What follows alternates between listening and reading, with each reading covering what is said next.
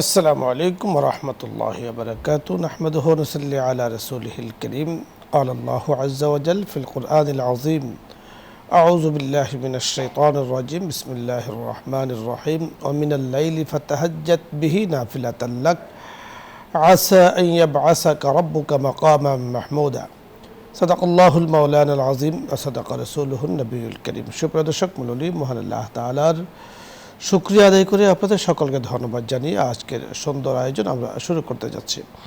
আল্লাহ রাব্বুল করিম পবিত্র কোরআন হাকিমে যে আয়াত আমি তেলাওয়াত করেছি এখানে আল্লাহ তাআলা বলেছেন রাসূল আকরাম সাল্লাল্লাহু আলাইহি সাল্লামকে উদ্দেশ্য করে নফল ব্যাপারে, নফল রোজা, নফল নামাজের ব্যাপারে, অর্থাৎ নফল রোজা যেমন গুরুত্বপূর্ণ, নামাজও গুরুত্বপূর্ণ। এখানে বলা হয়েছে সালাতুত তাহাজ্জুদ অর্থাৎ নফলের কথা বলা হয়েছে। রাসূল আকরাম সাল্লাল্লাহু আলাইহি ওয়াসাল্লাম মাহে শাবানে নফল রোজার পরিমাণ বেশি রাখতেন, বেশি করে রোজা রাখতেন। রয়েছে ফজিলত, তাৎপর্য। এই নফল রোজা রাখার নিয়ম পদ্ধতি নিয়ে আজকে কথা বলবেন বিশিষ্ট ইসলামী চিন্তাবিদ, মিডিয়া আলোচক, উপস্থাপক হাফেজ মাওলানা মুফতি বাইজিদ মোহাম্মদ সালেহ, খতিব হযরত মঈনুদ্দিন চিশতি রহমতুল্লাহ আলাই, জামে মসজিদ, ঝুরাইন, ঢাকা। সাথে আছি আমজাদ হোসেন হেলালি। আসসালামু আলাইকুম ওয়া রাহমাতুল্লাহ। ওয়া আলাইকুম আসসালাম ওয়া রাহমাতুল্লাহ। মোহতারাম, কেমন আছেন আপনি? আলহামদুলিল্লাহ ভালো আছি, আপনি কেমন আছেন? জি আলহামদুলিল্লাহ, আল্লাহ তাআলা ভালো রেখেছেন। আজকে আপনার কাছে আমরা জানব, পবিত্র রমজান মাস কিন্তু খুব কাছে। রমজানের রোজার একটা অনুশীলন প্রয়োজন, আর অনুশীলনের জন্য রাসূল সাল্লাল্লাহু আলাইহি ওয়াসাল্লাম শাবানে রোজার পরিমাণ বেশি রাখতেন। নফল রোজা যদিও সেগুলো রাসূল অনেক বেশি রোজা রাখতেন শাবান মাসে। এই নফল রোজা রাখার পদ্ধতি বা আদায়ের নিয়ম ফজিলত কি আপনার কাছে আমরা শুনবো? শুকরিয়া, জাযাকাল্লাহ। বিজ্ঞ উপস্থাপক মুফতি আল্লামা আমজাদ হোসেন হেলালি সুন্দর একটি বিষয় আপনি আলোচনার জন্য নির্বাচন করেছেন। আল্লাহ সুবহানাহু ওয়া তাআলা পবিত্র কোরআনুল কারীমে সূরা বাকারার মধ্যে ইরশাদ করেছেন, ওমান তাতাওয়া খায়রান ফাইন্নাল্লাহা শাকিরুন আলিম। সাদাকাল্লাহুল আযীম। নফল তো একটি অতিরিক্ত, তো আল্লাহ রাব্বুল আলামিনের কাছে কিয়ামতের ময়দানে বান্দা যদি ফরজের কারণে ফরজে ঘাটতি হয় অথবা ফরজের কারণে বান্দা যদি আল্লাহর কাছে ধরা খেয়ে যায়, সেই ক্ষেত্রে আল্লাহ নফল তালাশ করবেন। এজন্য আপনি শুরুতেই বলেছেন নফল রোজা, নফল নামাজ যেমন গুরুত্বপূর্ণ, নফল রোজাও তেমনি গুরুত্বপূর্ণ। এজন্য শাবান হলো রমজানুল মুবারকের প্রস্তুতির সর্বশেষ মাস। এজন্য আল্লাহ রসুল শাবান মাসে বেশি রোজা রাখতেন। বিশেষ করে আল্লাহ রসুল সারা বছর রোজা রাখতেন প্রতি সোমবার এবং বৃহস্পতিবার। আল্লাহর হাবিবকে প্রশ্ন করা হয়েছিল যে আপনি সোমবার রোজা রাখেন কেন? আল্লাহ রসুল তখন জবাব দিয়েছেন, ফিহি উলিদতু ওয়া উনজিলা ফি, যে এই দিন আমার জন্ম হয়েছে এবং এই দিন আল্লাহ রাব্বুল আলামিন আমাকে কোরআন দিয়েছেন। এজন্য আল্লাহর হাবিব সোমবার রোজা রাখতেন। এবং বৃহস্পতিবার ইয়াউমুল খামিস, বৃহস্পতিবারের রোজার ব্যাপারে আল্লাহর রসুলকে যখন প্রশ্ন করা হয়েছিল বৃহস্পতিবার আপনি রোজা রাখেন কেন, আল্লাহর হাবিব বলেছেন এই দিন বান্দার আমলনামা আল্লাহর দরবারে পেশ করা হয়। আবার শাবান মাসে আল্লাহর রসুল বলেছেন শাবান মাসে আল্লাহর দরবারে আমলনামা পেশ করা হয়। আম্মা জান আয়েশা সিদ্দিকা রাদিয়াল্লাহু তাআলা আনহা আল্লাহর হাবিবকে প্রশ্ন করেছিলেন, ইয়া রাসূলুল্লাহ, ইয়া হাবিবাল্লাহ, শাবান মাসে আপনি এত বেশি রোজা রাখেন কেন? আল্লাহ রসুল বলেছেন যে শাবান মাসে আল্লাহর দরবারে বান্দার আমলনামা পেশ করা হয়। বিশেষ করে শাবান মাসে যারা মৃত্যুবরণ করবে তাদের তালিকা আল্লাহ রাব্বুল আলামিন আজরাইলের কাছে দিয়ে দেন। আল্লাহ রসুল বলছেন আমার যদি মরণ হয় আমি যেন রোজা অবস্থায় থাকি, আল্লাহ যেন আজরাইল যেন আমাকে রোজা অবস্থায় জান কবজ করতে পারেন, এজন্য নবীজি রোজা রাখতেন। তো সেই হিসাবে আমরা আজকে তো শাবান মাসের আজকে 7 তারিখ, তো শাবান মাসের খুব বেশি বাকি নেই, রমজান আমাদের খুবই কাছে। এখন সামনে আমরা যে আজকে তো বৃহস্পতিবার চলে গেল, সোমবারকে টার্গেট করে আমরা যদি রোজা রাখি, আগামী সোমবার আমরা পাবো আপনার যে আইয়ামে বীজ বলা হয় এবং শবে বরাত। আল্লাহ রসুল তো বলেছেন কুমু লাইলাহা ওয়া সুমু নাহারাহা, রাত্রি জাগরণ করো, দিনের বেলায় তোমরা রোজা রাখো। সেই ক্ষেত্রে আমরা আইয়ামে বীজ আল্লাহ রসুল প্রতি আরবি চাঁদে 3টা রোজা রাখতেন। এবং আবু যর গিফারি রাদিয়াল্লাহু তাআলা আনহু আল্লাহ রসুল কিন্তু ওসিয়ত করেছেন। আবু যর রাদিয়াল্লাহু তাআলা আনহু বলেছেন, আওসানি খলিলি, আমার বন্ধু আমাকে ওসিয়ত করেছেন আমি যেন প্রতি আরবি চাঁদে প্রতি মাসে 3টা রোজা রাখি, 13, 14, 15। কেউ যদি প্রতি আরবি চাঁদে 3টা রোজা রাখে, 3 × 10 = 30 দিন রোজা রাখার সব আল্লাহ তাকে দান করবেন 3টা রোজার বিনিময়ে। আর যদি কন্টিনিউ করে সারা বছর প্রতি মাসে 3টা রোজা রাখে, আল্লাহ রাব্বুল আলামিন তার আমলনামায় সারা বছর রোজা রাখার তৌফিক দান করবেন। সুবহানাল্লাহ। এখানে আইয়ামে বীজের রোজার ব্যাপারে কিন্তু মডার্ন সায়েন্সের গবেষণাও কিন্তু আছে, এবং কাউকে যদি কালো জাদু বা জাদু টোনা করা হয়, সেহের করা হয়, সে যদি আইয়ামে বীজের রোজা 3টা রাখে, আল্লাহ রাব্বুল আলামিন এর কারণে তাকে ওই সেহের জাদুটোনা থেকে হেফাজতে রাখবেন, হেফাজত করবেন। এবং মডার্ন সায়েন্স গবেষণা করে বলেছে, কেউ যদি আইয়ামে বীজের 3টা রোজা রাখে, তার রসবাত, গিরাবাত, মাজা ব্যথা, গিরা ব্যথা, হাত ব্যথা, এই যে গড়ায় গড়ায় ব্যথা, এতেও যদি 3টা রোজা রাখে, আল্লাহ রাব্বুল আলামিন এই রসবাত, গিরাবাত, এই ব্যথা বেদনা রোজার কারণে আল্লাহ দূর করে দিবেন। সেহেতু আমরা আগামী সোম, মঙ্গল, বুধবার, আমি বলবো যে এই 3 দিন 13, 14, 15 3 দিন যদি আমরা রোজা রাখি, শবে বরাত রোজা হয়ে যাবে, আইয়ামে বীজের রোজা হয়ে যাবে। বাকি আল্লাহ রসুল শাবানের শেষে 2-3 দিন আর রোজা রাখতেন না, তিনি এর আগে রোজা রাখতেন, সারা মাস রোজা রাখতেন। আমরা যদি রোজাগুলো রাখি, আল্লাহ রাব্বুল আলামিনের সন্তুষ্টি আমরা পাবো। এবং বিশেষ করে কিয়ামতের ময়দানে এই রোজা কিন্তু, রোজা যে রোজা রাখলেন, সিয়াম সায়েমের পক্ষে কিন্তু রোজা কিয়ামতের ময়দানে সুপারিশ করবে, তার জন্য সাক্ষ্য দেবে। বড় চমৎকার, সুন্দর আপনি বলছিলেন। দর্শক মণ্ডলী, রোজায় নফল, নফল রোজা মানে অতিরিক্ত রোজা, ফরজ ব্যতিরেকে যে রোজাগুলো রাখা হয়, ওয়াজিব ব্যতিরেকে যে রোজাগুলো রাখা হয়, সেগুলোকে নফল রোজা বলা হয়। দেখুন, রসুল আকরাম সাল্লাল্লাহু আলাইহি ওয়াসাল্লাম শাবান মাসে রোজা বেশি রাখতেন, এবং এই মাসটিকে তিনি বলেছেন শাহরি, এ মাস আমার, অর্থাৎ রসুলের মাসে রসুল বেশি রোজা রাখতেন। কেন রাখতেন? রাসূল চাইতেন, মনের যে আকাঙ্ক্ষা ছিল, আমাদেরকে শিখিয়ে দিয়েছেন, আমাদের জন্য রেখে গিয়েছেন, যে আমার আমল নামাগুলো যেন রব্বুল আলামিনের কাছে পৌঁছে এমত অবস্থায় যে আমি রোজাদার, ইন্নী সাইম, আমি রোজাদার। সুবহানাল্লাহ। এই যে ইবাদতের প্রতি আকর্ষণ, নফল রোজার প্রতি আকর্ষণ রাসূল আকরাম সাল্লাল্লাহু আলাইহি সাল্লাম আমাদের জন্য রেখে গিয়েছেন, এটা আমাদের জন্য আদর্শ, আমাদের জন্য নমুনা আল্লাহ রাসূল রেখে গিয়েছেন। তা আমাদের উচিত নফল রোজা পরিমাণে বেশি করে রাখা। নফল রোজা রাখার নিয়ম কি, পদ্ধতি কি? আসলে রোজা রাখার সকল পদ্ধতি একক। নফল রোজার জন্য নিয়ত দরকার, ফরজ রোজার জন্য নিয়ত দরকার। ফরজ রোজার জন্য যেমন তাইয়িনের নিয়ত দরকার, নফল রোজার জন্য এভাবে আমি রোজা রাখছি নিয়ত করলে কিন্তু নিয়ত হয়ে যায়। ঠিক রাত্রে যেভাবে সাহারি ফরজ রোজার জন্য আমাদের খেতে হয়, ঠিক অনুরূপভাবে নফল রোজার জন্য সাহারি খেতে হয়। খাওয়াটা এটা মুস্তাহাব, ফরজ না, ওয়াজিব না। আপনি যদি কি বলে তারাবির পরে অথবা তারাবি নয় এশার পরে ঘুমানোর আগে দিয়ে কিছু খেয়ে রোজার নিয়ত করেন, শেষ সাথে তো উঠতে পারলে আলহামদুলিল্লাহ ভালো, উঠতে না পারলেও রোজার নিয়ত করলে রোজা হয়ে যাবে। ফরজ রোজার মাঝে যেমনিভাবে জৈবিক চাহিদা, খানা পিনা ইত্যাদি থেকে নিজেকে দূরে রাখতে হয়, নফল রোজার মাঝেও নিজেকে এগুলো থেকে রোজা রাখতে হয়, দূরে রাখতে হয়। ঠিক ফরজ রোজার মাঝে যেমনিভাবে সময় হলে ইফতার করতে হয়, নফল রোজার মাঝেও সময় হলে ইফতার করতে হয়। সময়ের আগে যেমন ফরজের মধ্যে ইফতার করা, কিছু খাওয়া না জায়েজ, ঠিক এখানেও কিছু খাওয়া না জায়েজ। দর্শক মণ্ডলী, আদায়ের যে পদ্ধতি আছে, পদ্ধতিগুলো আমরা বুঝতে পেরেছি। ফজিলত নিয়ে আমাদের শাইখে বলেছেন, যেমন দুনিয়াবি উপকার রয়েছে, শারীরিক উপকার রয়েছে, মানসিক উপকার রয়েছে। আল্লাহ পাকের রসুল আকরাম সাল্লাল্লাহু আলাইহি ওয়াসাল্লাম, আল্লাহর হাবিব, আল্লাহর বন্ধু সৈয়দুল মুরসালিন রাসূলুল্লাহ সাল্লাম যে রোজাগুলো রেখেছেন, তার একটা অনুসরণ কিন্তু আমাদের দ্বারা হয়ে যাচ্ছে। আল্লাহ রাব্বুল কারীম আমাদেরকে আদায় করার পদ্ধতি, যথা নিয়মে আদায় করার সিস্টেম জেনে বুঝে রোজাগুলো রাখার তৌফিক দান করেন। আলোচ্য বিষয় নিয়ে আপনাদের যদি কোনো কিছু জানার থাকে, কোনো মাসলা জানার প্রয়োজন হয়, আপনি প্রশ্ন করুন, আমরা ইনশাআল্লাহ কোরআন ও সুন্নাহর আলোকে কথা বলার চেষ্টা করব। প্রথমে জেনে আছেন, আসসালামু আলাইকুম। দর্শক নাম বলে পরিচয় দিয়ে প্রশ্ন করুন। আসসালামু আলাইকুম।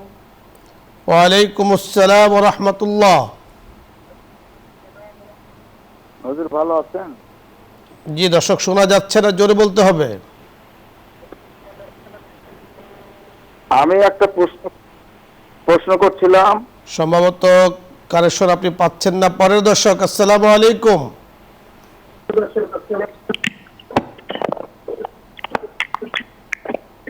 হ্যালো, আসসালামু আলাইকুম।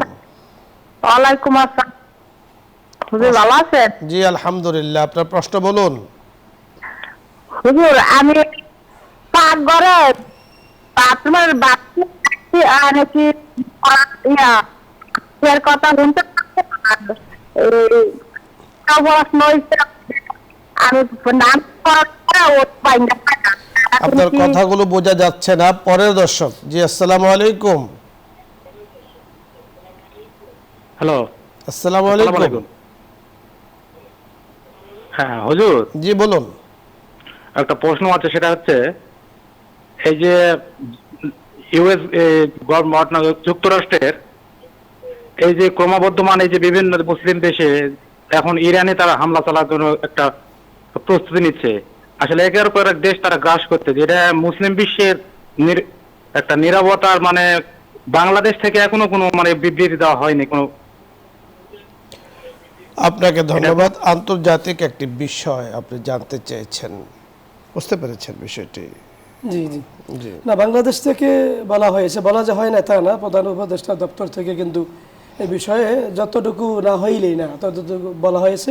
আর আপনি অবশ্যই জানেন যে বিশ্বমোড়ল আমেরিকা এমন কোনো কাজ নাই যা সে পারে না। তো সব বিষয়ই আমাদের ছোট দেশ, আয়তন কম, অনেক বিষয় আছে, তারপরেও কিন্তু এটা আমাদের দেশ থেকে একটা প্রতিবাদ বা যতটুকু দরকার অতটুকু কিন্তু ধন্যবাদ বলা আপনাকে। হয়েছে। আমাদের এই মাসআলা, আমাদের এই অনুষ্ঠানে আমরা ইসলামিক বিভিন্ন মাসলা মাসাইল নিয়ে কথা বলি। তো মাসলা মাসাইলের সাথে সম্পৃক্ত কোনো মাসলা থাকলে আমরা কথা বলি। বাকি আপনি যে বিষয়টি জানতে চেয়েছেন, সকল মুসলিমই একই দেহের মতো, ইস্তাকা আইনুহু ইস্তাকা কুল্লুহু। যদি একজনের চক্ষু সমস্যা হয় তাহলে পুরো শরীরটাই সমস্যা হয়। তাহলে একই দেহের মতো যেহেতু যদি কোনো মুসলিম কোথাও আক্রান্ত হয় তাহলে উচিত সকলের হৃদয় ক্ষরণ হওয়া এবং তার জন্য প্রতিবাদ করা, এবং সেটাও প্রতিবাদটা যেন সমষ্টিগতভাবে হয় এবং পাওয়ার নিয়ে হয়, সেটা স্বাভাবিক কারণে মুসলমানের দাবি, মুসলমানের আপনি যেটি বলেছেন সেটা হতে পারে। ধন্যবাদ। পরের দর্শক, আসসালামু আলাইকুম রহমতুল্লাহ।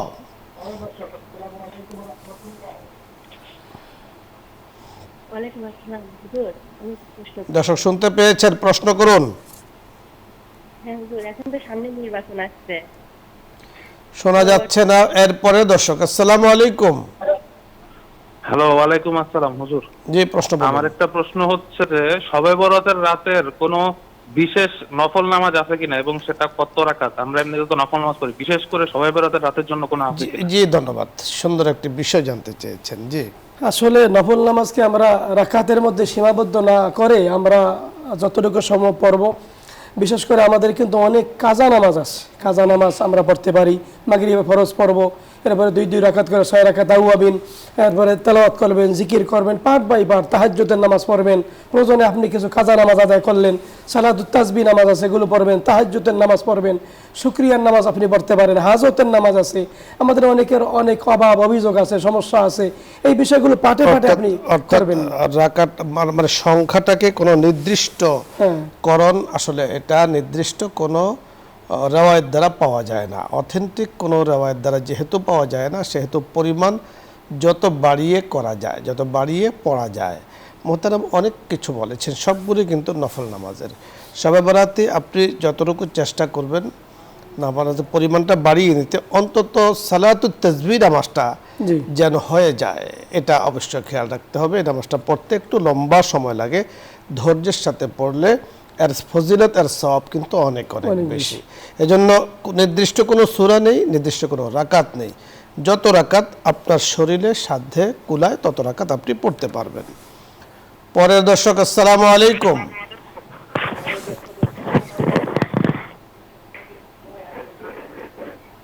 ওয়ালাইকুম আসসালাম। জি প্রশ্ন বলুন। হুজুর একটু আমি খুব এইটা ক্লিয়ার হইতে পারি না, বারবার একটু গুরুত্ব দিয়ে শুনলেন। ওই বিষয়টা হলে কি, আমি এর আগের বার ফরজ রোজা রাখতে পারছিলাম না, অসুস্থ, ক্যান্সার ছিল। এই বছর আমি রমজানের পর থেকে শুরু করছি, 6 রোজা থেকে শুরু করিয়া বৃহস্পতি, সোম, আইন বাজে প্রত্যেকটাই রাখছি, কিন্তু ওই ফরজের নিয়ত করি নাই। শেষে আপনাদের অনুষ্ঠানে দেখার পর আমি আবার শুরু করছি ওই যে ফরজের নিয়ত করিয়া। এখন ওই যে সোমবার বৃহস্পতি রাখি, আইন বেজে রাখি, সে তাতে আমার 26-27টা হয়ে গেছে, আর বাকি যা আছে তাতে হবে। এখন আমি কি এই যে রাখতেছি এটাকে ঠিক হইতেছে? জি ধন্যবাদ, যে আমরা সুন্দর বুঝতে পেরেছি, বুঝতে পেরেছি প্রশ্নগুলো। জি না মাশাআল্লাহ, ধন্যবাদ, শুকরিয়া আপনার, আল্লাহ হায়াতে বরকত দান করুন। আপনি যেহেতু 26টা রেখে ফেলেছেন, আর তো বেশি বাকি নাই, 4টা আছে, আপনি রেখে দিবেন। বাকি আর এইটা আদায় হয়ে গেলে বাকি আরো 2-1টা নফল রোজা আপনি রাখবেন, সামনে রমজানে বেশি রাখতে পারেন। অর্থাৎ আপনি যেই দিন থেকে ফরজের নিয়ত করে রোজা রেখেছেন তারপর থেকে 26টি হয়েছে, তার মানে 4টি বাকি আছে। এর আগে নফল রোজা রেখেছেন, নফল হয়েছে, ফরজ কিন্তু হয়নি। ফরজের জন্য অবশ্যই নির্দিষ্টকরণ নিয়ত জরুরি, নিয়তকে নির্দিষ্ট করা জরুরি। যেহেতু আপনি নির্দিষ্ট করেননি সেহেতু নফল হয়ে গিয়েছে। আর 4টি আছে, 4টি আপনি রেখে এরপরে সামনে যে রমজান আসছে সেই রমজানের জন্য আপনি রোজা রাখবেন, ফরজ রোজা। আল্লাহ পাক আপনাকে সুস্থতার নিয়ামত দান করুন। পরের দর্শক, আসসালামু আলাইকুম। ওয়ালাইকুম আসসালাম। জি বলুন, হ্যালো, প্রশ্ন করুন। আমি আমি একটু হুজুরের সাথে প্রশ্ন করতে চাইছিলাম। বলুন, প্রশ্ন বলুন। যে আমি বলতেছি কুয়াকাটা মুসল্লিয়াবাদ গ্রাম থেকে, আমাদের জেলা পটুয়াখালী। জি, আমি একটা প্রশ্ন চাইছিলাম যে আমাদের পাশে হিন্দু বাড়ি আছে, এখন রমজান মাস সামনে, হিন্দুদের ধরাছোঁয়া খাইলে নাকি 41 দিনের ইবাদত কাটা যায়, আগে হুজুরেরা বলতো। আর এখন তো ওই যে ওদের ধরাছোঁয়া আমাদের খাইতে হয়, আর ওরা আমাদেরটাও খায়।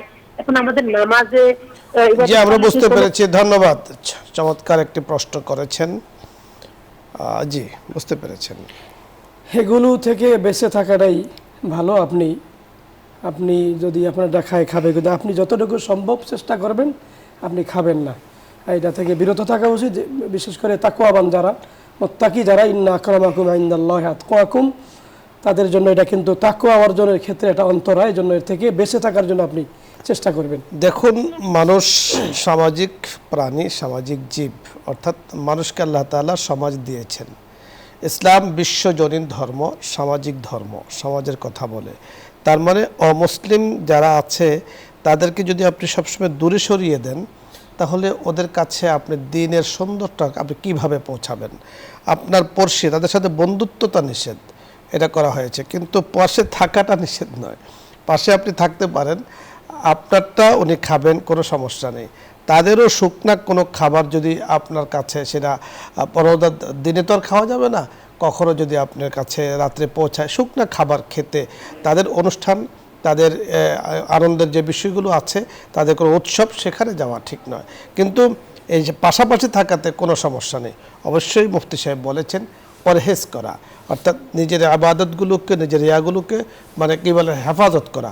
থাকতে নিষেধ নাই, কথা বলতে নিষেধ নাই, নিজের সৌন্দর্যতা তাদের কাছে প্রকাশ করতে নিষেধ দেয়, দাওয়াতের নিয়তে প্রকাশ করা উচিত। আল্লাহ রাব্বুল কারীম আমাদেরকে তৌফিক দান করেন। ধন্যবাদ মোহতারাম আপনাকে, দর্শক মণ্ডলী আপনাদের সকলকে ধন্যবাদ। সুন্দর আজকের এই আয়োজনে শরীক হয়েছেন, আল্লাহ পাকে শুকরিয়া আদায় করে বিদায় দিচ্ছি। আসসালামু আলাইকুম ওয়া রাহমাতুল্লাহ। এখন দোয়া হবে, দরুদ ইস্তেগফার পাঠ করি। আল্লাহুম্মা সাল্লি আলা সাইয়্যিদিনা ওয়া নাবিয়্যিনা ওয়া শাফিঈনা ওয়া হাবিবিনা মাওলানা মুহাম্মদ সাল্লাল্লাহু আলাইহি ওয়াসাল্লাম। আস্তাগফিরুল্লাহ রাব্বি মিন কুল্লি যামবি ওয়া আতুবু ইলাইহি, লা হাওলা ওয়া লা কুওয়াতা ইল্লা বিল্লাহিল আলিয়্যিল আযীম। জি হুজুর, দোয়া করে দেন। আলহামদুলিল্লাহি রাব্বিল আলামিন, ওয়াসসালাতু ওয়াসসালামু আলা রাসূলিহিন নাবিয়্যিল উম্মিয়্যিল আমিন وعلى آله وأصحابه أجمعين. ربنا آتنا في الدنيا حسنة وفي الآخرة حسنة وقنا عذاب النار. اللهم بارك لنا في رجب وشعبان وبلغنا رمضان. الله আমাদের এই অনুষ্ঠানকে আপনি কবুল করে নিন। আল্লাহ, যা কিছু আলোচনা হয়েছে এর সব আপনার হাবিবের রওজা মোবারকে সোনার মদিনায় পৌঁছায়া দিন। আমাদের মা বাবা, দাদা দাদি, নানা নানি, শ্বশুর শাশুড়ি, আত্মীয় স্বজন, পাড়া প্রতিবেশী, ময় মুরব্বী যারা কবরে, আল্লাহ সকলের কবরে হাদিয়া পৌঁছাইয়া দিন। আল্লাহ, বসুন্ধরা গ্রুপের চেয়ারম্যান এমডি মহোদয় যারা আছে, আল্লাহ তাদেরকে হায়াতে তৈয়বা দান করেন, সুস্থ জীবন দান করেন। এই বসুন্ধরা গ্রুপকে আপনি কবুল আর মঞ্জুর করে নিন। ইসলামের জন্য, দিনের জন্য, দেশ ও জনগণের জন্য আরো বেশি খেদমত আঞ্জাম করার তৌফিক দিয়েন। আল্লাহ, চেয়ারম্যান মহোদয়, এমডি মহোদয়, তাদের আত্মীয় স্বজন যারা কবরে, তাদেরকে আপনি মাফ করে দিন। আমাদের জীবনের গুনাহগুলো আপনি মাফ করে দিন। শাবান এবং রজবের বরকত দান করুন আল্লাহ। রমজানুল মুবারক আমাদের নসিব করে দিন। ওয়া সাল্লাল্লাহু তাআলা আলান নবিয়িল কারীম ওয়া আলা আলিহি ওয়া আসহাবিহি আজমাইন বিরহমাতিকা ইয়া আরহামার রাহিমিন।